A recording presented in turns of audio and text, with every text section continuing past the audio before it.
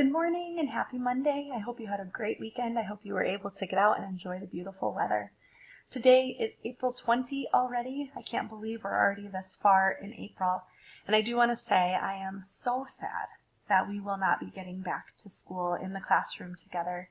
I know school is going to be shut down for the rest of the year, but just remember that it's to keep us safe and to keep other people safe.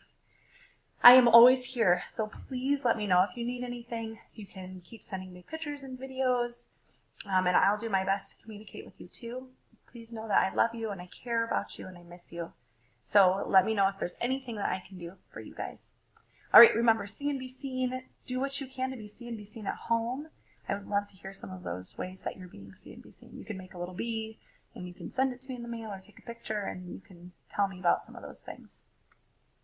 All right, today for math, we're going to do some problem solving. We're going to look for a pattern, and it's super important for you to show your work. So if we take a look at what we're going to be doing, some problem solving, it says, I will look for a pattern to solve a problem. So the reason it's important to show your work is because with patterns, it's a lot of visual. So you could either show your work by drawing it or by actually physically getting, like this one talks about cubes and spheres. You could actually physically get cubes and spheres and lay them out. That's fine, but I want to go through this first problem with you. Saba is making a pattern that repeats 2 cubes and 3 spheres. She wants to use 30 figures. How many cubes will she need? How many spheres? So what do I know? Underline what I know. Saba is making a pattern that repeats 2 cubes and 3 spheres. She wants to use 30 figures. What do I need to find out? Circle the question. There are 2 questions today. The first question is, how many cubes will she need? And the second question is, how many spheres? You're going to have 2 parts to your answer.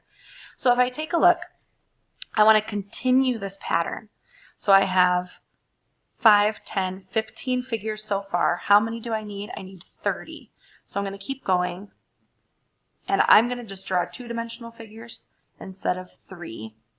But I know that these are my cubes and my spheres. So now I want to take a look.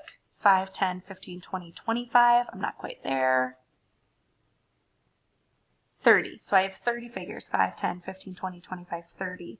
But now I need to go back to my question because my answer is not 30.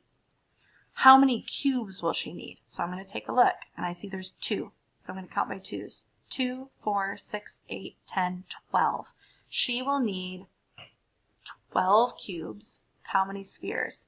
3, 6, 9, 12, 15, 18.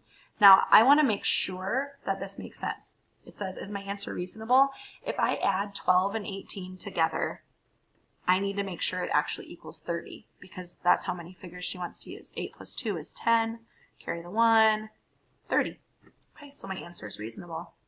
On the back, you have 2 to try it, so you could always do that with someone else if you need some extra help.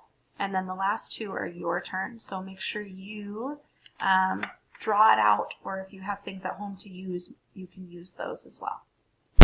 All right, for social studies, you are going to read about the Netherlands. Now, when Ms. Reinders was here earlier this year, we learned a lot about the Netherlands, but this is a little bit more that you can learn about. So it's all about canals. So this is the history of canals in Holland.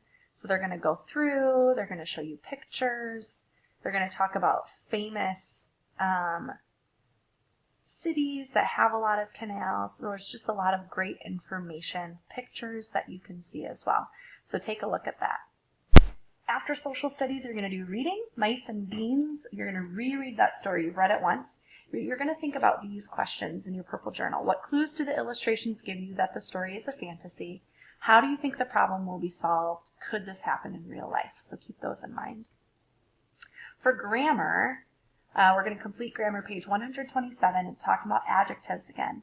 An adjective describes a noun. Some adjectives tell how many. So it could be the number 10, 20, 3, 15. But think about other words that also show how many. So keep in mind as you go through those, you need to write 3 sentences over today. So I think it's 3 sentences that you need to write over. Spelling, practice the words you got wrong, And then for Bible, you're going to go and you're going to read the story of the stoning of Stephen. Some people say Stephen, some people say Stephen.